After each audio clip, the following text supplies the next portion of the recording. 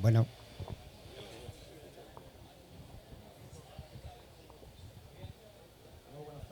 a todos ustedes.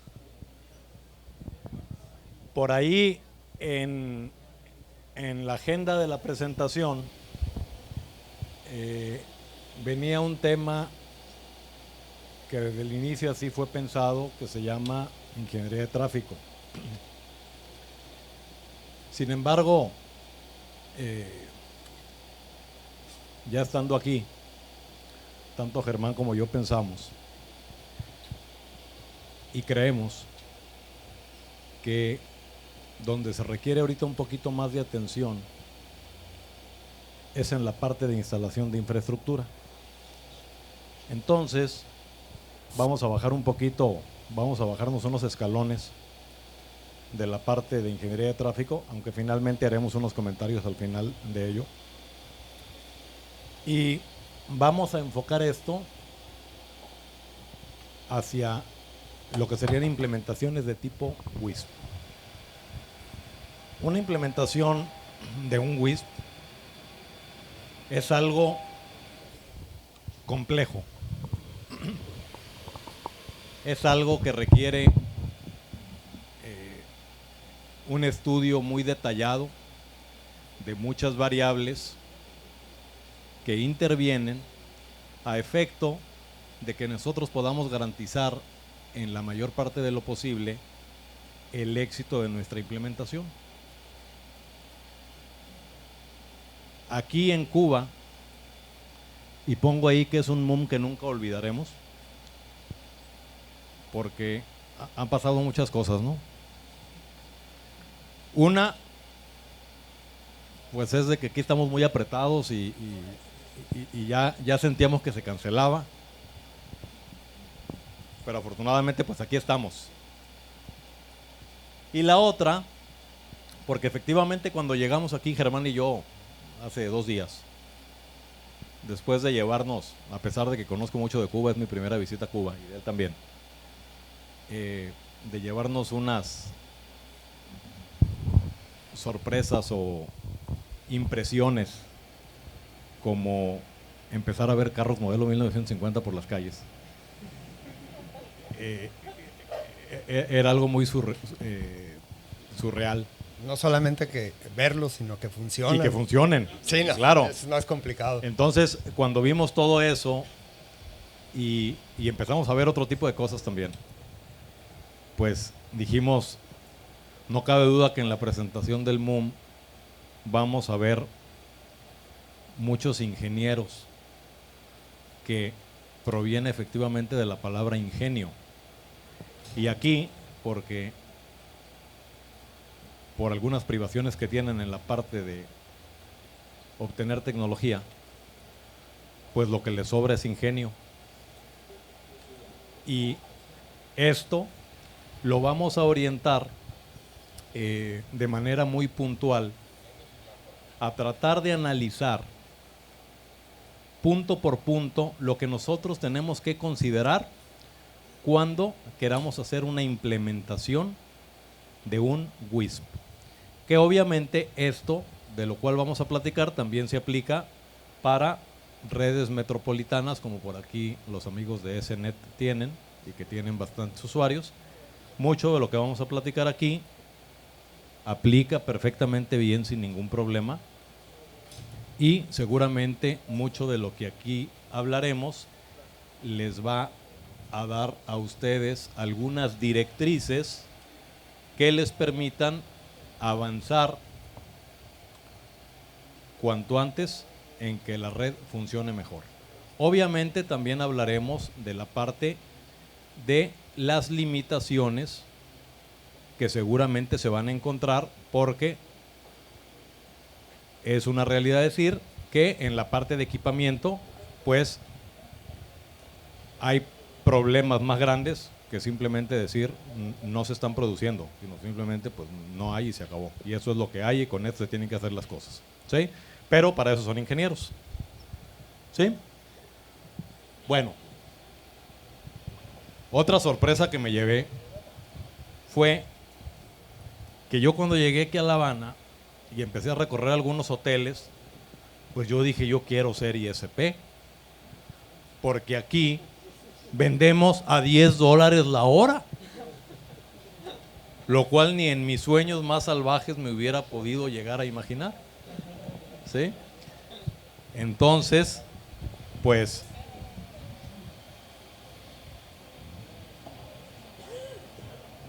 vamos a empezar. Esta ponencia la vamos a dar a su servidor Alfonso Urbina y aquí Germán, que lo tenemos por un lado, que no habla. Y nosotros, a pesar de que venimos de México, el señor viene de la ciudad de León, Guanajuato. Yo vengo de una ciudad que se llama Los Mochis, Sinaloa, que en los últimos días es tristemente célebre. Y nosotros, tanto Germán como yo, llevamos bastantes años trabajando con equipo MikroTik. Germán debe tener casi 15 años trabajando sobre este tipo de sistema operativo y de productos. Y yo debo andar también sobre 14 o 13 años. Nosotros, aparte de trabajar en México y ser ISPs inalámbricos, tanto él en su zona como yo en la mía, trabajamos con una empresa española que se llama Landatel, que es un mayorista muy importante en España, uno de los más grandes, y estamos a cargo del Departamento de Ingeniería e Innovación Tecnológica, remotamente desde acá. Y vamos algunas veces al año a España, donde nos encargamos de ver los proyectos que tienen ahí, asesoramos a Correos de España por allá, por ejemplo, y adicionalmente damos cursos de certificación y entrenamiento en MikroTik a nivel general, como también en algunos temas muy en particular que tienen que ver con toda la gama de certificaciones que ofrece MikroTik, ¿sí? Esta primera vez no pensamos ofrecer capacitación, queríamos venir así como los perritos a meter la pata al agua, a ver cómo está, a sondear qué interés, qué tipo de gente es la que está aquí.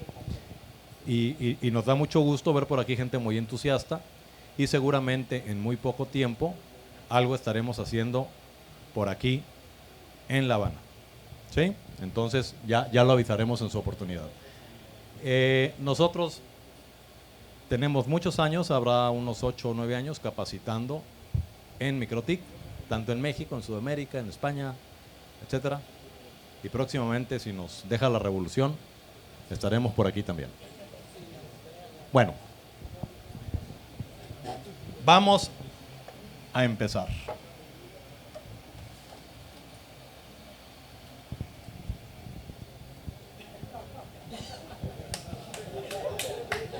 Esa gráfica de la izquierda la quise quitar y quise poner otra, pero no me pude conectar a internet para poderla bajar.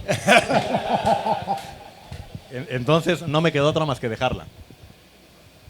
Y efectivamente,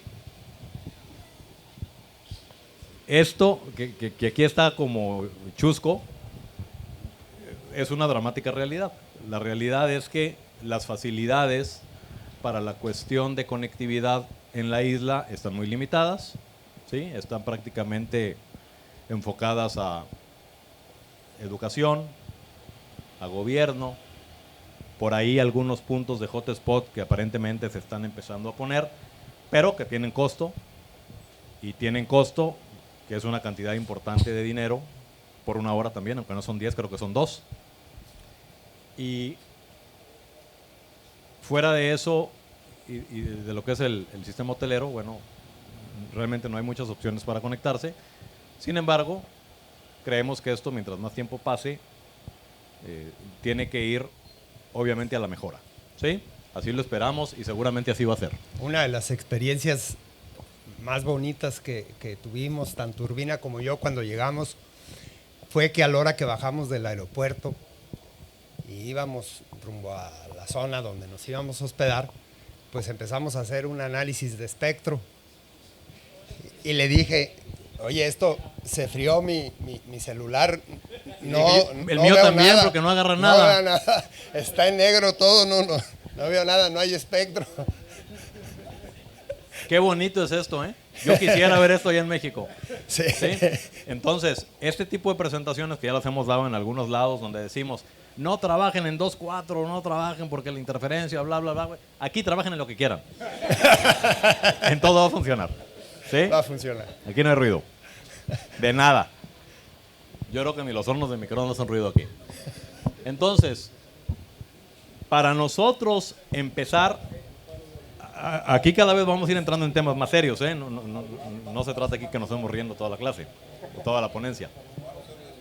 ¿Qué tenemos que analizar cuando nosotros queremos hacer deployments? Uno, pues, para empezar, para nosotros poder distribuir algo, necesitamos tener ese algo. Lo necesitamos tener. Y el necesitar tenerlo implica que nosotros tenemos que tener la certidumbre de el tipo de servicio que nosotros estamos recibiendo. ¿Sí?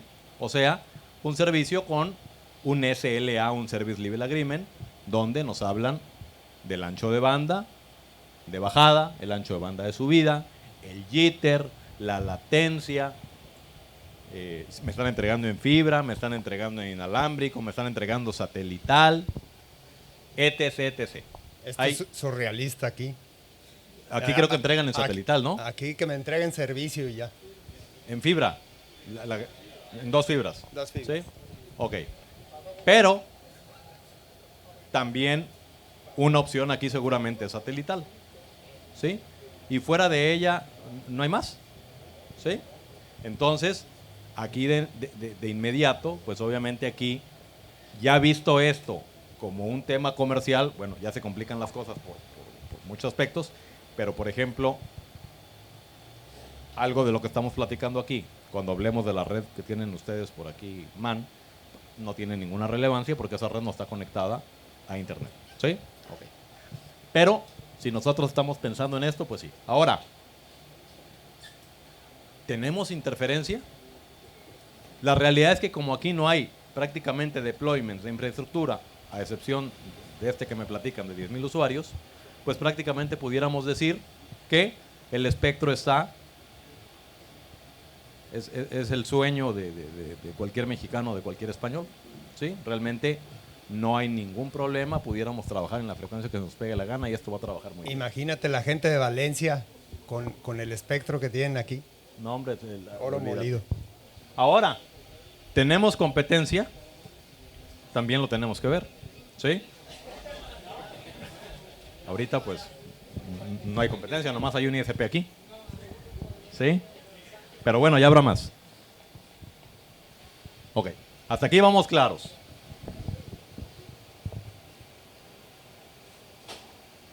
Ahora, vamos a ver lo que es el funcionamiento de un ISP. Vamos a empezar a razonar mucho de lo que vamos a exponer aquí. 1. El funcionamiento de un ISP va a consistir en llevar servicios de transporte de datos diferenciados. Ahí pongo internet. Puede o no ser. A clientes que lo requieran. Pero simplemente no basta con decir quiero llevar internet y ya, y agarrémonos poniéndonos APs y equipos y nomás que se conecten igual ahí como den, igual va a llegar un paquete de aquí para allá. No. ¿Sí? Esto obviamente, una buena implementación tiene una serie de elementos que la componen y en cada uno de esos elementos hay razón de existir de cada uno de ellos. Y cada uno tiene un análisis muy particular que se tiene que hacer de él por la parte que corresponde a esa parte de la red dentro de lo que es la red global. ¿Sí? Entonces, el primer elemento que tenemos es la red perimetral. Red perimetral es lo que da hacia internet. ¿Sí? Lo que está en el perímetro. El acceso a los servicios de internet, sea del tipo que sea. ¿Esto dónde lo vamos a sacar? De nuestro SLA. ¿Sí? Los puntos de distribución o concentradores. ¿Sí? puntos de rompimiento, donde ya estoy viendo hacia lo que es el interior de mi infraestructura. Ya no estoy viendo hacia Internet, sino estoy viendo cómo empiezo yo a distribuir en un camino que me llegará a los puntos finales de acceso, donde yo entregaré directamente a mis clientes. ¿Sí? Luego, tenemos el backbone. El backbone vienen siendo las arterias de mi implementación. ¿Sí?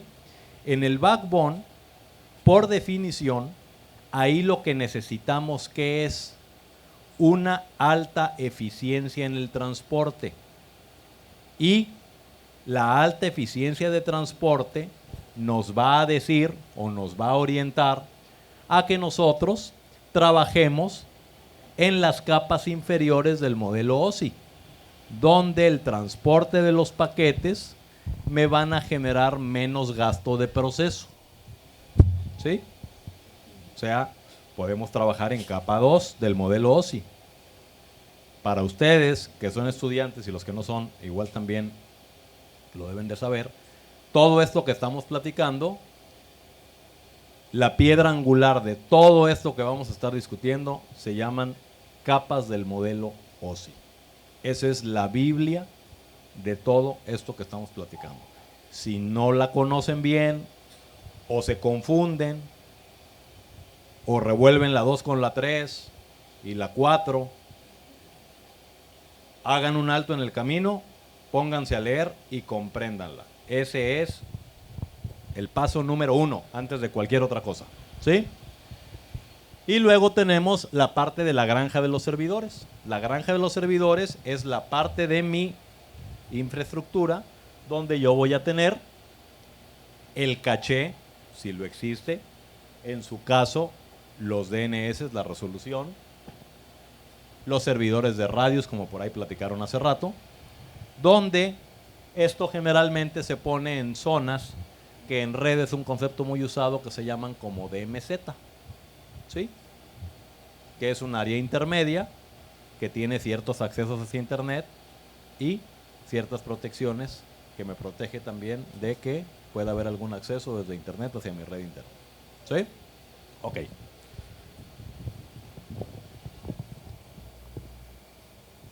Bueno, ¿qué características vamos a valorar dentro de una infraestructura? Pues son estas 8 características. Nosotros tenemos que ver que nuestro sistema sea escalable. Esto significa que desde la planeación yo tengo que hacer algo de cierta manera y que cumpla con la característica de escalabilidad. Eso significa que para mí crecer sea transparente, que me genere el menor gasto posible y el menor cambio en la infraestructura actual que tengo. Que pueda crecer. Que no el que yo diga, tenemos que crecer nuestra red, pues todo lo que hicimos aquí, eso hay que agarrarlo y tirarlo. No nos sirve. No, eso no es escalable. ¿Sí?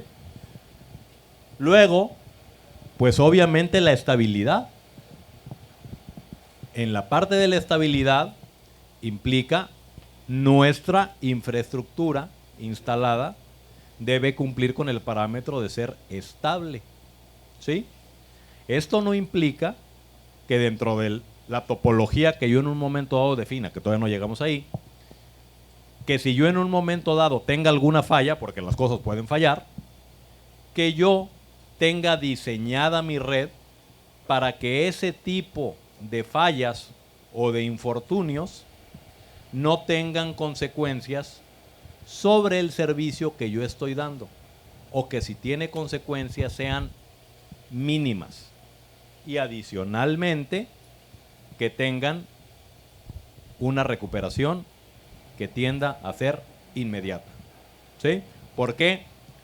Porque en este tipo de cuestiones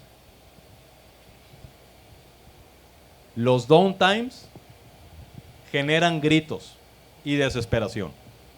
¿Sí? Nadie se fija cuando la red está funcionando bien. Todo mundo se fija cuando está funcionando mal. Entonces, quedamos, como dicen en México, como el cuetero.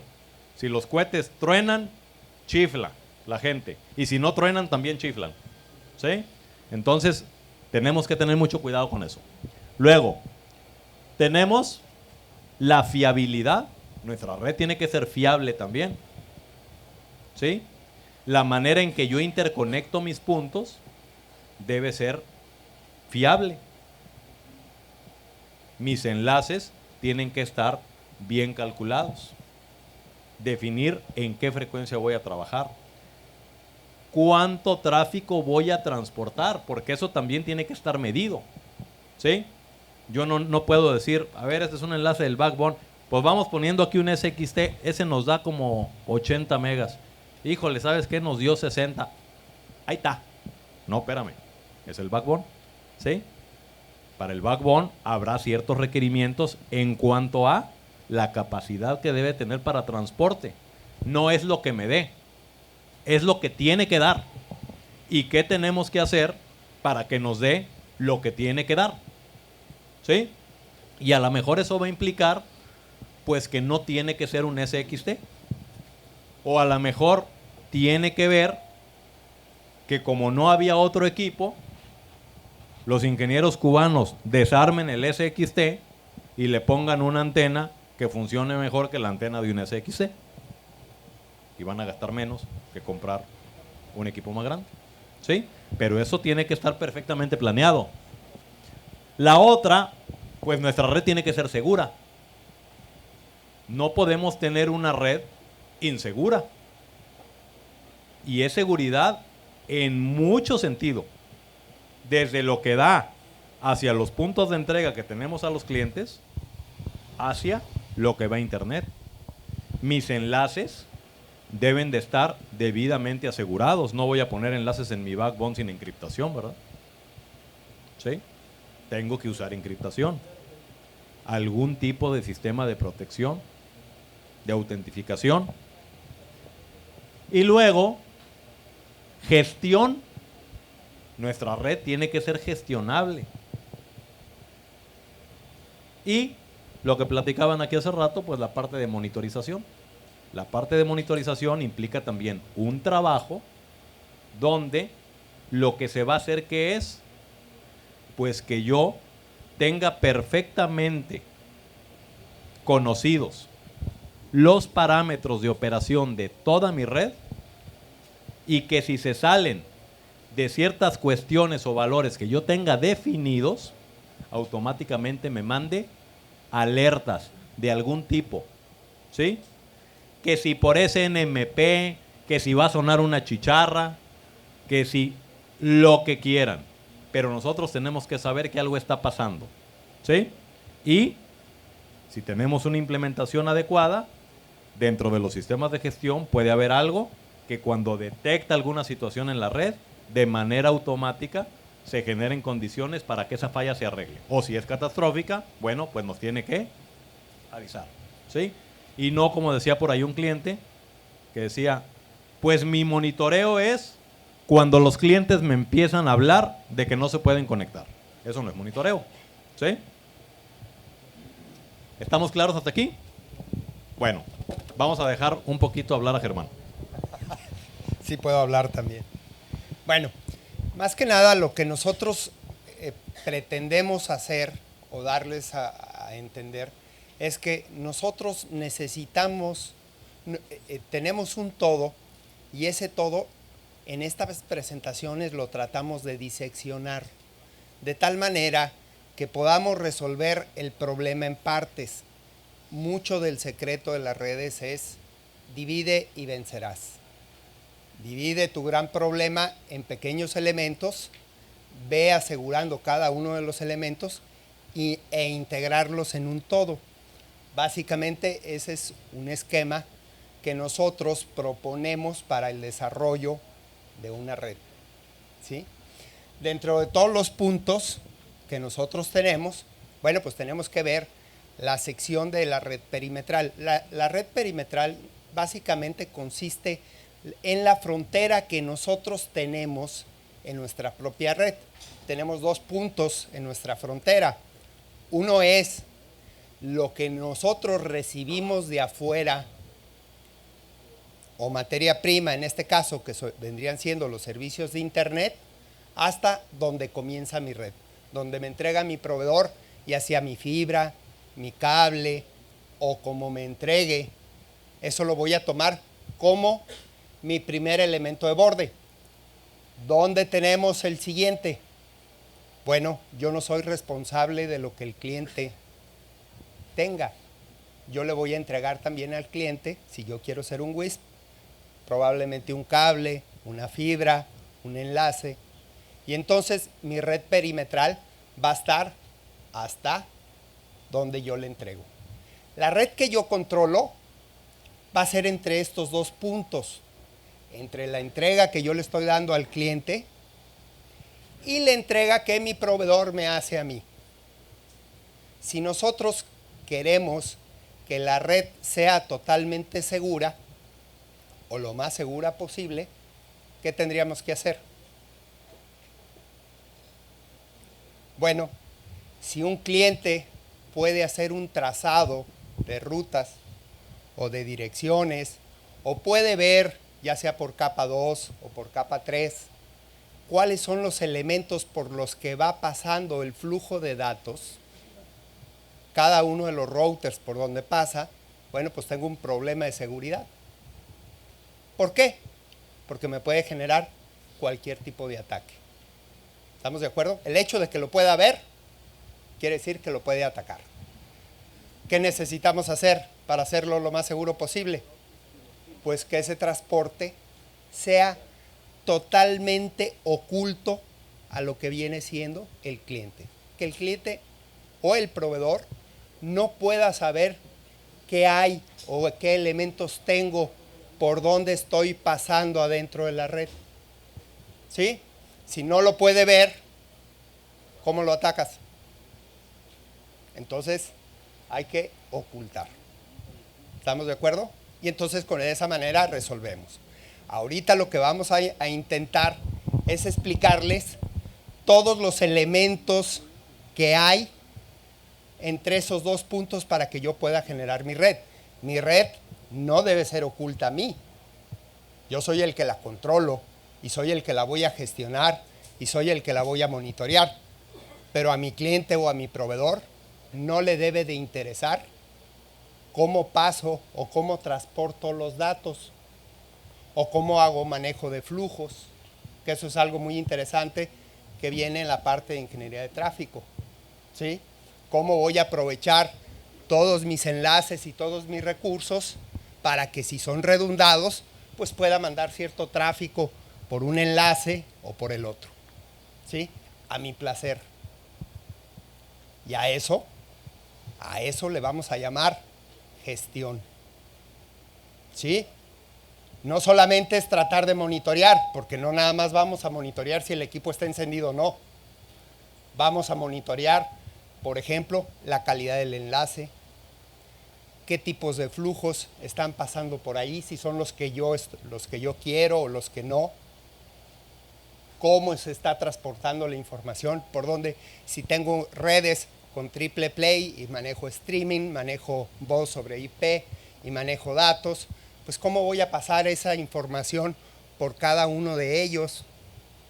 ¿Qué sucede si tenemos conexiones de tipo TCP, si manejamos UDP?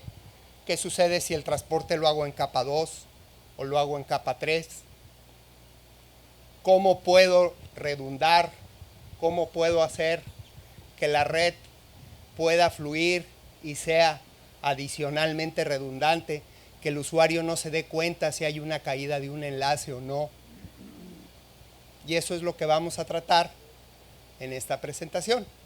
Muchas de estas cosas es que simplemente ustedes lo vean. Cada quien tiene su propia decisión y cada quien puede hacer su diseño. Pero los principios tienen que estar basados en las primeras dos filminas que vimos, en lo que explicó el señor Urbina. ¿Estamos de acuerdo? Dale. Va.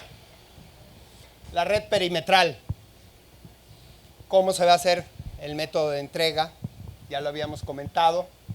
Y vamos a empezar a medir a nuestro proveedor y a nuestros clientes. ¿Qué le vamos a medir? Bueno, pues vamos a ver primero el throughput. Pero pues si me están entregando en un enlace satelital, me pueden entregar 500 megas perfectamente. Nada más que tenemos un problema. ¿Qué latencia vamos a tener? No, pues resulta que tienes arriba de 700 milisegundos porque tienes que subir y tienes que bajar.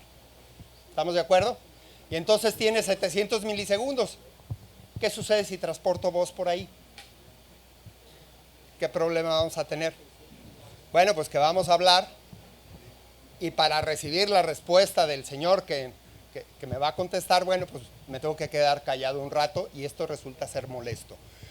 Todos la comunicación de datos, nosotros como humanos, alcanzamos a percibirla después de 100 milisegundos. Y entonces, ahí tenemos una limitante. Y esta limitante la tenemos que poder manejar. ¿Ok? Adicionalmente, vamos a medir entonces latencia, vamos a medir el jitter, ¿sí? Vamos a ver la variación, vamos a ver de nuestro proveedor, ese SLA que nos entregó, si nos está entregando el throughput, si está con la latencia que nosotros contratamos directamente en el contrato que nos hizo, y si el jitter o la variación de esa latencia está dentro de los parámetros que nos está contratando. ¿Por qué? Porque yo tengo que medir qué servicios me está dando el cliente, digo el proveedor, y a su vez también tengo que ver cómo yo le estoy entregando al cliente. ¿Sí? Tengo que ver que esa parametrización esté de acuerdo con lo que nosotros estipulamos en nuestra planeación, ¿no? Adicionalmente, tenemos que ver de parte del proveedor cuál es su compromiso con nosotros, cuál es el tiempo de respuesta. Uno, para que me conteste el teléfono o se pueda comunicar conmigo, o yo me pueda comunicar más bien con él. Y punto número 2, ¿cuánto tiempo tiene él de compromiso para hacer una reparación? Porque los servicios regularmente fallan en algunas ocasiones. ¿Sí? Ok. Y adicionalmente, tenemos que ver el costo. En este momento aquí, pues el costo es lo que nos cobren y ya, hay un solo proveedor y el SLA pues viene dentro de lo que él nos pueda dar, no tenemos muchas garantías. Va. En los accesos de los servicios al cliente, bueno, pues nosotros tenemos que definir, por ejemplo, en cada uno de los centros nodales, cuál va a ser nuestra área de cobertura. Si vamos a surtirlos inalámbricamente, bueno, pues tenemos que ver de qué tamaño queremos generar nuestra célula. ¿Para qué? Para que esos sectores bañen a la cantidad de clientes requeridos y a una distancia pertinente. Y no que pongamos una sectorial totalmente perpendicular y resulta que después tú metes una antena de plato de 32 dB, por ejemplo, para hacer una conexión puntual y estás viendo a 50 kilómetros la antena sectorial todavía, ¿no? Entonces, necesitamos ver a qué ángulo tenemos que poner, en este caso, la antena sectorial para que bañe únicamente mi perímetro. ¿Cuál va a ser la calidad para poder surtir equipos? Ahí me decían, bueno, es que nosotros tenemos equipamiento económico, que a nosotros nos cuesta mucho el equipamiento, entonces tenemos que ver equipamiento tipo SXT. Bueno, a ese equipamiento nosotros tenemos que saber, y ahí viene dentro de los brochures de MikroTik, viene cómo viene su esquema de radiación, cómo va orientado tanto vertical como horizontalmente. Vamos a saber si esa antena que nos están vendiendo es la adecuada para radiar nuestra célula o no, cuál es la cantidad de señal que nosotros debemos esperar a la distancia que nosotros tenemos, ¿sí? Y tenemos también que ver, acuérdense que en la parte inalámbrica, a lo mejor ahorita ustedes no lo ven, pero en unos años más lo van a empezar a notar conforme vayan creciendo el número de proveedores que se dediquen a este tipo de servicios, bueno, pues va a ser que la radiación que se tenga, cómo la tenemos que focalizar para que cubra única y exclusivamente la área que yo quiero, ¿sí? Bajarles los niveles de potencia, por ejemplo, no es bueno, no es bueno siempre radiar con la máxima potencia. ¿Qué es lo más barato de hacer? Lo más barato de hacer que cuesta es la electrónica. Lo más caro son los elementos no activos, sino los pasivos. Son las parábolas, las antenas, todo este tipo de elementos son los más caros. Pero sin embargo, juegan un papel preponderante en el diseño para poder hacer el acceso. Lo mismo si nosotros quisiéramos surtir con fibra, por ejemplo, con FTTH o algún esquema de fibra que controle algún protocolo como TDMA, bueno, pues también tenemos que ver cuál va a ser nuestro radio de cobertura, cuántos splitters vamos a poner, de qué manera qué intensidad lumínica vamos a tener para poder hacer nuestro cálculo y nuestros clientes reciban la señal que nosotros queremos. Ok. Dale tantito. Ya me cansé de hablar. ¿Sí? Bueno. Luego, en la red de distribución, básicamente en las redes que nosotros tenemos, en la parte de la red de distribución, vamos a ver dentro de toda nuestra red, tiene una figura o una topología de estrella extendida. Nosotros tenemos también que ver dentro de esa estrella qué elementos vamos a redundar, cómo vamos a hacer que si es posible o no intercomunicar centros nodales. ¿Para qué? Para establecer redundancias. Una premisa válida es que todo centro nodal al menos debe de tener 2 accesos al área de backbone. Todos los centros nodales. Si no cumples con esta condición, entonces no tienes redundancia. Si se cae alguno de los enlaces, ¿qué va a suceder? Te quedas sin servicio. Si un equipo se queda congelado, ¿qué vas a hacer? Pues vas a tener que ir y desplazarte 30 kilómetros. En este negocio, señores, eso les va a costar ¿qué? Dinero, porque tienen que desplazar a un agente, más consumo de un vehículo, más gasolina, más todo este tipo de cosas. Y cuando nosotros lo empezamos a ver y no hicimos adecuadamente nuestra planeación, nos va a pegar directamente en la bolsa. Okay. Y evidentemente pues tenemos que ver cada uno de los parámetros adicionales. El backbone tiene que estar asegurado, tiene que tener redundancia, tenemos que ver cuál es el throughput, la calidad de servicio. Vamos a tener esquemas de tunelización, eso lo vamos a conseguir a través de ingeniería de tráfico, donde podemos en un enlace generar túneles de ingeniería de tráfico, y esos túneles de ingeniería de tráfico van a tener una calidad per se, ¿sí? No es lo mismo que vengan datos de voz a que vengan datos de HTTP, por ejemplo, o tipo TCP. ¿Por qué? Porque la voz no puede esperar. Como es de tipo UDP, ¿qué sucede cuando un paquete de voz se pierde? Se perdió. Y un paquete HTTP o un paquete TCP se vuelve a reenviar. Entonces, este tipo de cuestiones las tenemos que considerar, ¿sí? Y tenemos que pintar ese canal que nosotros tenemos, le tenemos que poner varios colores y vamos a decir, este es el túnel 1 con prioridad fulana de tal, el túnel 2 con prioridad fulana de tal, el túnel 3 con esta prioridad, el túnel 4 con esta otra, y podemos hacer n número de túneles. Y los túneles no tienen que circular necesariamente por el mismo camino, pueden circular por diversos caminos. Y el chiste de este negocio es poder inyectar el tráfico como nosotros querramos. Que si se me cae uno de los caminos, el túnel pueda ser regenerado rápidamente y se establezca por el otro camino sin que se pierda prácticamente ningún paquete. Al margen de los protocolos de ruteo, ¿eh? Al margen de los protocolos de ruteo, ese es otro rollo. ¿Sí? Esto va, al rato vamos a ver más de este tipo de situaciones, ¿sí? Entonces, este tipo de cosas son las que tenemos que ver en nuestro backbone. Nuestro backbone es el elemento más preciado de la red y es el que más debemos de cuidar. Ok. Dale, se me secó la boca. ¿Por qué no canalizar?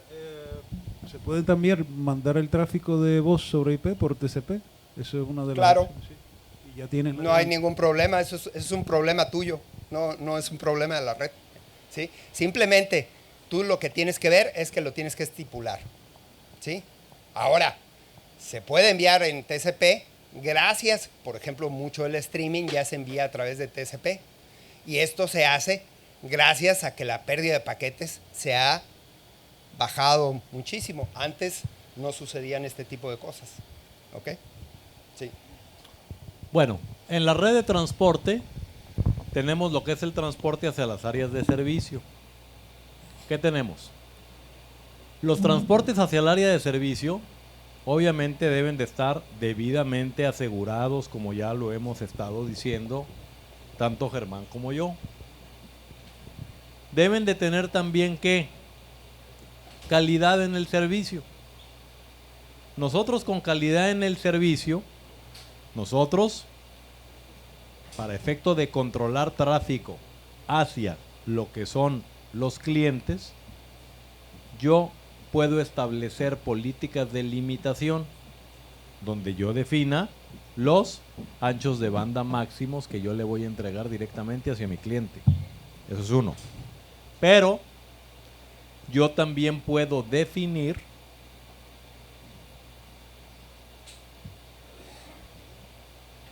calidad en el servicio, reservación. ¿Qué es la reservación? En la reservación yo lo que puedo hacer es definir diferentes tipos de servicio y asegurar anchos de banda de ciertos tipos de servicio sobre otros. ¿Sí? Ojo, esto es directamente sobre la entrega ya al cliente. ¿Sí? O un nivel arriba. Esto no tiene nada que ver con algunos esquemas de prioridad de los cuales habló Germán ahorita, que esos van en el transporte, no en la entrega. Son cosas diferentes. ¿Sí? Ahorita vamos a ir avanzando y vamos a ver, vamos a entender un poquito más esto. Regresa una, por favor. Ok. Luego, también tenemos que hacer cálculos de las capacidades requeridas en cada uno de los enlaces que nosotros vamos a tener. Cuando nosotros tenemos enlace de backbone, queda claro que lo que nosotros queremos obtener es la máxima velocidad disponible procesando los paquetes lo menos posible. O sea, en un equipo que yo tenga en el backbone, ¿debo de poner políticas de filtrado o de marcado? No. ¿Por qué? Porque el yo poner ese tipo de cosas, ¿qué me va a consumir? Me va a consumir ciclos de reloj del procesador y eso va a traer consecuencias sobre la rapidez con que los paquetes van a ser transportados. Y a mí lo que me interesa es, el objeto de ser del backbone es mover datos lo más rápido posible. Punto. ¿Sí? Por lo mismo, esto nos acerca, ¿sí?, a decir qué será más factible o mejor. Hacer mi transporte en capa 3, donde obviamente tengo un costo. ¿Por qué? Pues porque involucro tablas de ruteo, involucro una serie de cosas. O hacerlo en capa 2. Entonces, hasta ahorita, por la definición de lo que estamos dando de backbone, pues nos debiéramos de ir inclinando un poquito a que ese transporte se hiciera en capa 2, con lo que sabemos hasta este momento. Ahorita más adelante veremos los asegúnes de esto y las combinaciones que podemos hacer esto para optimizarlo y asegurarlo mucho más. Y luego tenemos, faltaba un punto, ¿no? No, ¿Ya? Ok. Entonces, ahora, si ya vimos toda la parte de los esquemas de las diferentes áreas de nuestro esquema, de nuestra implementación, ¿qué debiéramos de usar en nuestra implementación? ¿Capa 2 o capa 3? Depende, ¿sí? Es más rápida la capa 2, ¿no? ¿Qué es más rápido? Capa La 2. capa 2. ¿Qué es más fácil de administrar? Capa Capa 3. 2, porque ¿qué le administras? No le administras nada. Para poner todos los enlaces y radios en bridge y nomás conectarlos y conectarlos a switches, pues para eso no hace falta ser ingeniero. ¿Y qué tal la gestión? Ahí está el problema. Donde ganamos por un lado, perdemos por el otro. ¿Qué tal los riesgos de seguridad? ¿Qué pasa si alguien tiene acceso a nuestra área en capa 2 y nos hace un ataque al dominio de broadcast?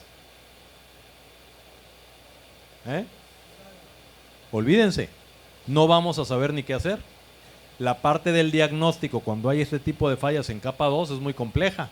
¿Por qué? Porque la manera que tenemos nosotros de diagnosticar es cortando pedazos de nuestra red para ver si en alguno de los cortes que hacemos el problema se acaba. ¿Y qué pasa si nos están atacando de dos lados diferentes? Pues ahí los veo a ver cuándo encuentran la falla. ¿Sí? Va a estar muy complicado. Entonces, Lo más seguro es que te alcance la revolución. bueno, ahora, en capa 3,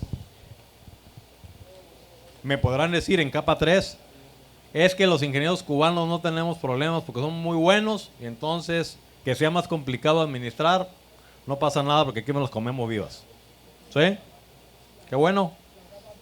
¿Sí? La capa 3, cuando trabajamos en capa 3, ¿qué estamos haciendo? Lo que comentaba Germán hace rato, estamos segmentando. Divide y vencerás. Ustedes bien saben el significado de esa palabra. ¿Sí? Entonces, pues trabajamos en capa 3 mejor, ¿no? ¿Sí? Nada más que en capa 3, pues ya no la hacemos con SXTs, no la hacemos con RBs 951, ya necesitamos 1100, ya necesitamos SRs, necesitamos equipo que tenga más proceso. ¿Por qué? Pues porque estamos trabajando en capa 3. Requiere más proceso. Y entonces ahí ya nos cuesta más. ¿Sí? Entonces, pues está muy complicado, es una indecisión muy grande.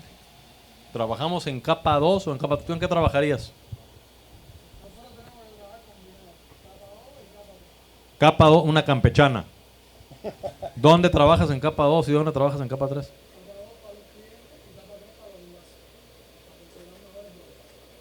Capa 2 para los clientes. O sea, me estás diciendo que del último punto de distribución hacia los clientes usas capa 2 y de ese punto de distribución hacia mi red perimetral uso capa 3. ¿Y qué sucede con la seguridad? ¿Y qué Ahí. pasó con la seguridad?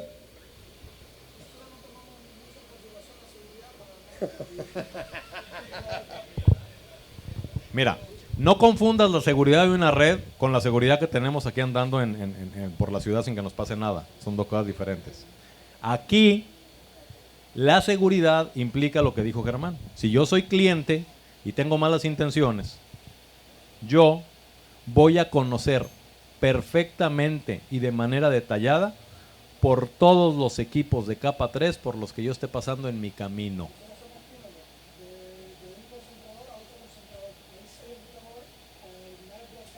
¿Túneles con qué?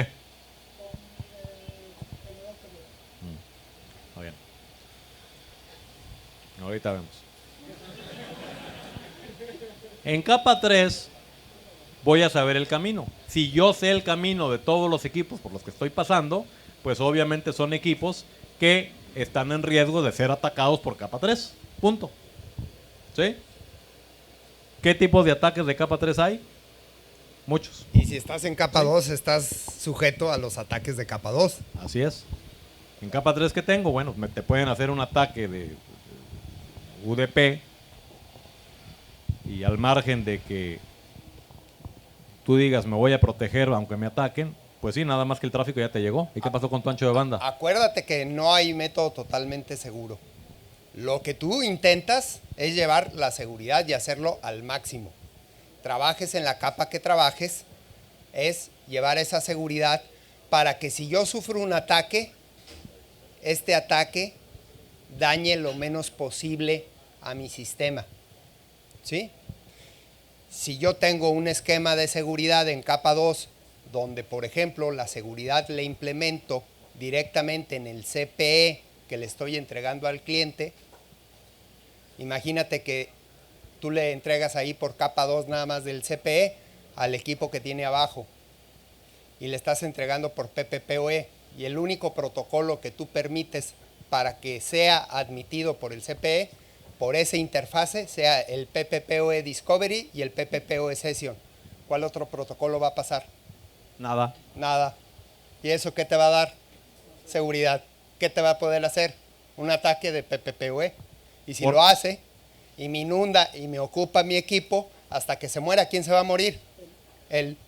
O te va a robar el equipo. Si te roba el equipo y se lo lleva, no puede acceder más que con el usuario y el password que tienes. Y si esto lo tienes en un servidor Radius que está en la nube o en tu DMZ, el equipo qué usuario y qué password tiene. ¿Cómo va a acceder? ¿Eso es seguro o no es seguro? Ah, bueno, eso es lo que hay que hacer. ¿Sí? Bueno, en la parte de escalabilidad, que ya la tocamos de manera ligera, necesitamos ver las opciones de crecimiento. ¿Sí? Esas opciones de crecimiento, desde el inicio de nuestra red tenemos que hacer nuestro diseño para, en nuestra planeación, saber que cuando nosotros vamos a ir creciendo, tanto en tráfico como en usuarios, como en células, como lo que sea, ¿sí? La manera en que vamos a crecer simplemente sea añadiendo más equipo y haciendo cambios mínimos sobre la implementación que nosotros tenemos. ¿Sí? Luego, ¿el crecimiento va a ser sostenido o es indeterminado? En el caso de ustedes, con SNet, tienen 10,000 usuarios. ¿Va a haber más o ya se chingó? Son 10,000. ¿Sí? Entonces, si son 13, son 15,000 o 20,000, los genios que estén administrando SNet, pues tienen que estar pensando, ¿sí?, en que su target es tener 20,000 usuarios y tienen que ir formando dentro de toda la infraestructura, ¿sí?, la estructura para que el crecimiento sea de una manera muy sencilla y lo más económica posible. Sí, va a costar dinero, sí va a costar, pero obviamente hay que hacer las cosas bien. ¿Sí? Pero seguramente esa red probablemente va a progresar hacia Internet en algún momento. Tomen en cuenta ustedes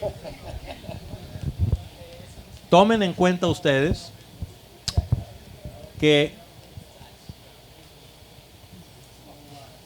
el costo de nuestra red pues va a implicar con el tipo de equipamiento que vamos a poner. El tipo de equipamiento dijimos que tiene que ver con la parte del tráfico, pero también tiene que ver con la capa en que nosotros trabajemos. ¿Sí?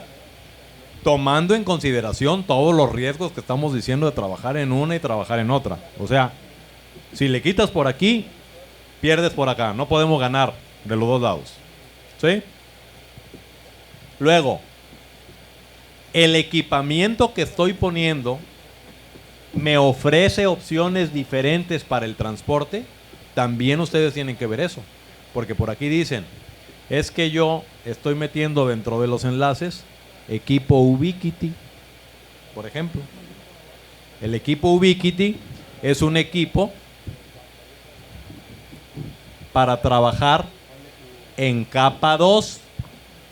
El equipo Ubiquiti, a pesar que es, o lo podemos configurar como ruteador, sería muy aventurado ponernos a trabajar con equipo Ubiquiti en el backbone ruteando. Olvídenlo. No va a funcionar. ¿Sí? Van a perder tiempo nada más. No se trata de decir, lo voy a poner a ver si funciona. No, si eso no son adivinanzas. Tenemos que tratar de analizar muchas cosas para que el factor de incertidumbre nos baje mucho. ¿Sí? Luego, como estamos trabajando en Bridge con los equipos Ubiquiti, ¿sí? Pues obviamente estamos trabajando en la parte más rápida de lo que les había comentado hace rato. Estamos trabajando directamente en capa 2. Eso debo yo entender que si yo en los equipos MikroTik implemento protocolos como por ejemplo MPLS, ese tipo de protocolos son transparentes para un enlace en capa 2. ¿Por qué? Pues porque capa 2 está más abajo todavía. ¿Sí? Nada más que pasa algo que también tenemos que tomar en consideración. Cuando trabajamos nosotros con equipo MikroTik, que estamos trabajando con protocolos inalámbricos, por ejemplo NB2, que tienen la opción de que yo maneje la calidad en el transporte cuando está en el medio inalámbrico, si yo meto equipos Ubiquiti en el medio, pues ya se chingó. Ya eso no me va a funcionar. Dentro de los equipos Ubiquiti, ahí no hay ninguna prioridad.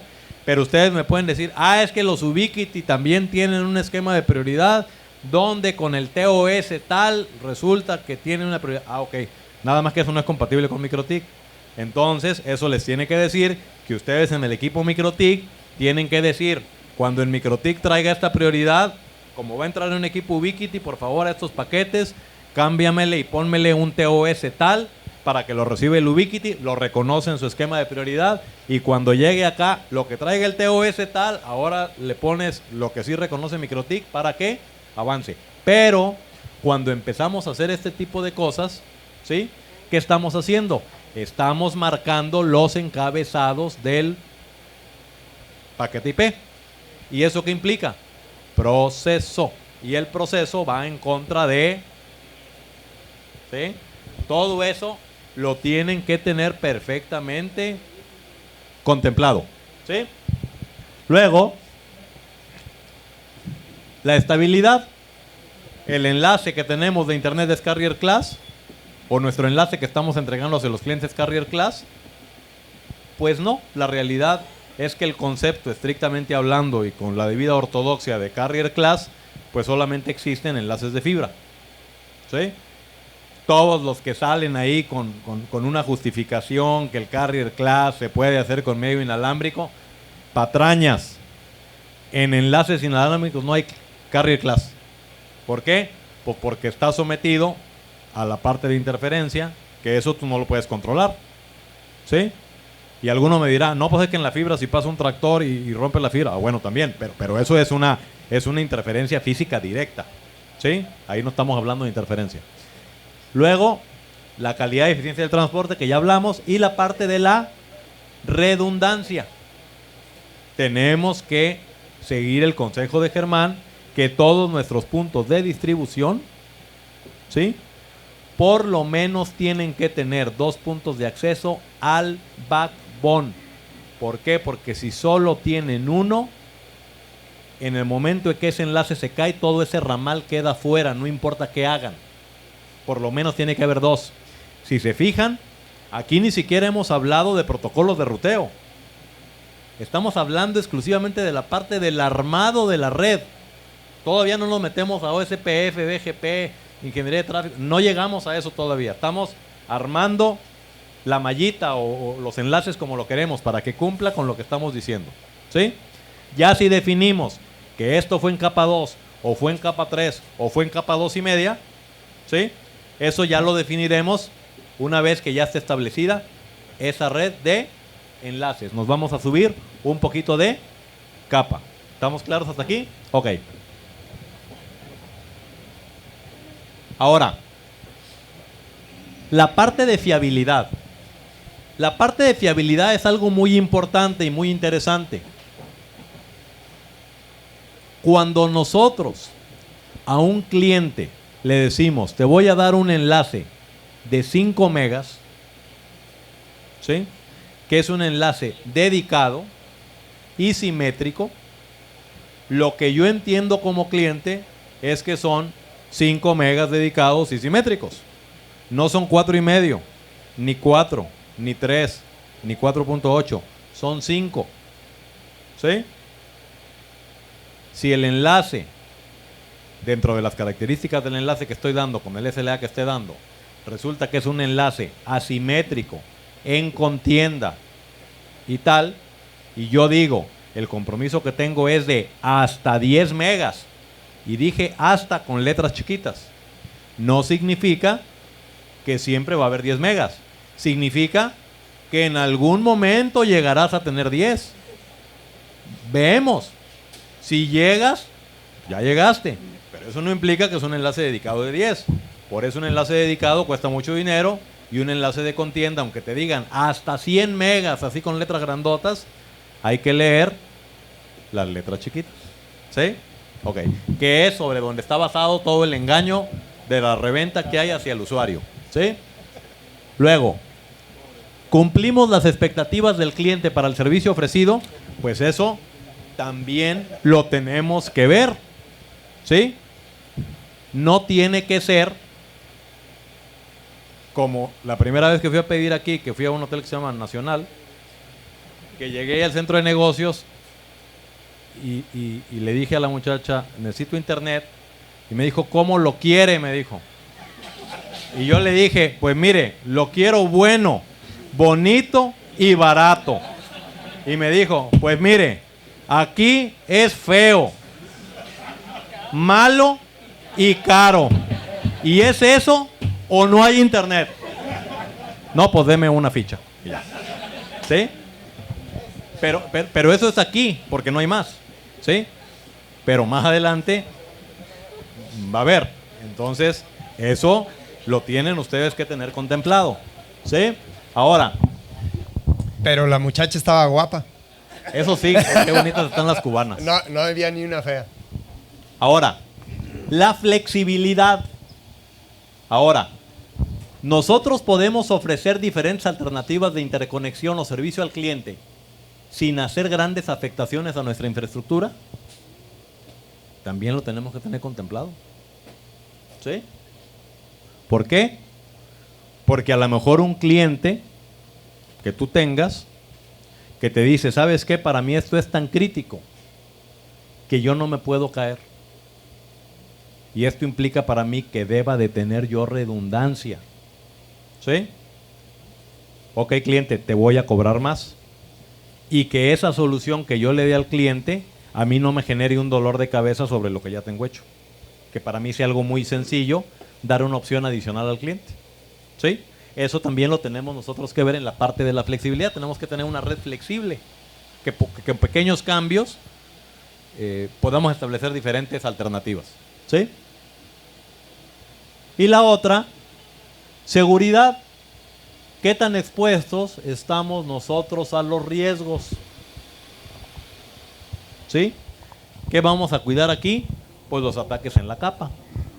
Nosotros no podemos dar acceso a nuestros clientes a un dominio de broadcast que nosotros tengamos, que tenga acceso a una parte importante de nuestra red. Es un riesgo muy grande. No podemos nosotros estar confiando en la bondad de los usuarios. Los usuarios son malos por definición. Entonces, hay que cuidarles las manitas. ¿Sí? Y para eso, tenemos que configurar las cosas bien. ¿Sí? El rendimiento.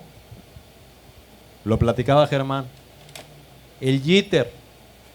Si yo tengo latencias a X lado, internamente en su red o a internet, de 10 milisegundos, y de pronto de 10 me brinca a 12, me baja a 8, me sube a 14, eso me va a indicar un jitter de 4, lo que se me sale de lo que es la media. ¿Sí? Yo no puedo tener jitters donde de pronto tenga 5 pings de 10 milisegundos y otros 4 de 240. Eso me indica que algo anda mal. Tengo que cuidar a ver qué es lo que me está provocando eso.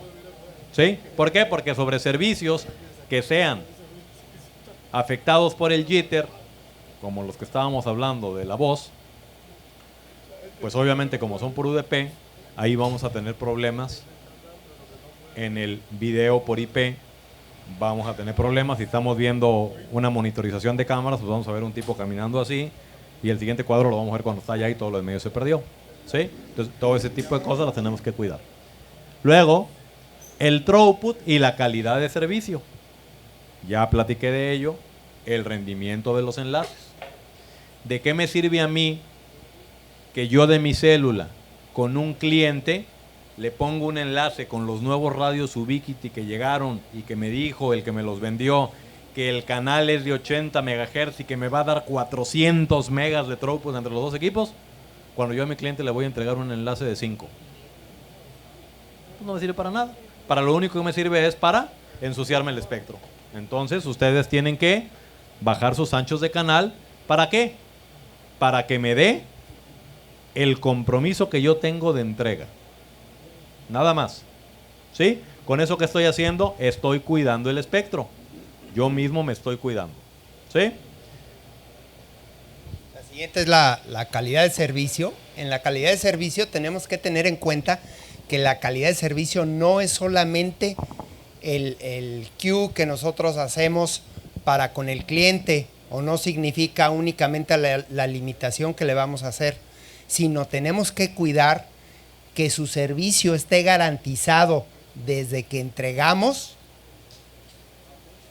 hasta que somos surtidos por todo el perímetro, todo el transporte y todos los elementos de transporte tienen que ofrecer la garantía de servicio a través de reservación, de priorización, de queues. Es todo un sistema para decir que nosotros tenemos calidad de servicio. Y no solamente es poner una queue simple donde vamos a decir, me vas a entregar una queue simple con algún algoritmo de red o algún algoritmo de SPF o algún algoritmo de PCQ para ofrecer garantía en el servicio. Eso no es garantizar. ¿Sí? Y tenemos que tener cuidado en esa parte. Ok, dale. ¿Ya? Ahí. Bueno, ahora, en la gestión, ¿cómo vamos a entregar los métodos de acceso? Los vamos a hacer a través de VLANs, de PPPoE, de servicios de hotspot. ¿Cómo vamos a poner? Vamos a poner servicios de autentificación AAA. Vamos a meter métodos de transporte, si lo vamos a entregar ruteado, si va a ser estático o no, si lo queremos hacer dinámico, si el transporte lo vamos a hacer en capa 2 o en capa 3. ¿Qué es lo que vamos a hacer y cómo lo vamos a hacer? Okay. Y luego los esquemas de monitorización. Aquí hablaban hace un rato en la presentación acerca de los esquemas de monitorización. Tenemos que saber qué vamos a monitorizar de los equipos, cuáles son los parámetros que nos van a servir. ¿Para qué? Para medir todos los parámetros que habíamos hablado antes. El jitter, la latencia, que me mida temperatura en los equipos, que me mida el throughput que está entregando el equipo, que me entregue el CSQ, que adicionalmente me entregue parámetros, por ejemplo, como la cantidad de CPU que es utilizado en un momento dado, la cantidad de memoria contra la cantidad de memoria disponible, ¿sí? Todo este tipo de cosas se tienen que monitorizar y el sistema no solamente visualizarlo, tener un centro NOC donde nosotros podamos visualizar toda la red y podemos tener sondas que sea una única sonda, o bien podemos tener una red que tenga sondas distribuidas dentro de todo el sistema de red y podemos hacer monitoreo no solamente externo como es el SNMP, sino tenemos que hacer monitoreo interno, que el mismo equipo esté haciendo valoración de sus parámetros del servicio. Y tenemos que ecualizar estas dos partes para que tengamos un sistema de alarmas, hacer un trending o hacer un baseline, o sea, generar monitoreo durante un espacio de tiempo continuo o poder realizar monitoreo puntual en un momento determinado. Entonces, ¿qué usamos? ¿Capa 2 o capa 3? ¿Cuál será la solución? ¿Cuál resuelve tu necesidad? Vamos a ver. De todo eso hemos estado hablando. ¿Por qué no usamos las 2 y 3? ¿MPLS es la respuesta? Pues MPLS es la respuesta.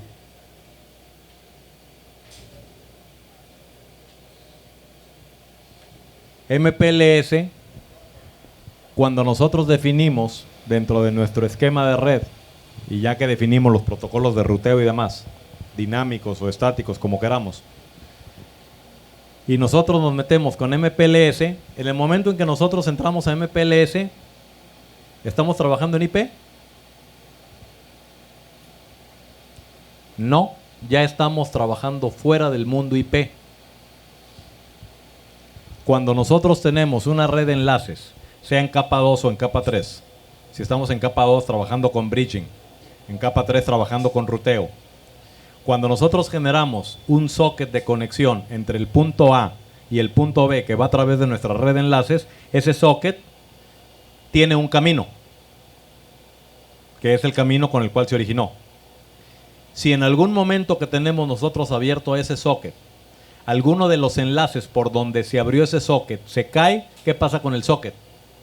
Se cae. Se cae. Y obviamente se tendrá que regenerar, pero la conexión se rompió.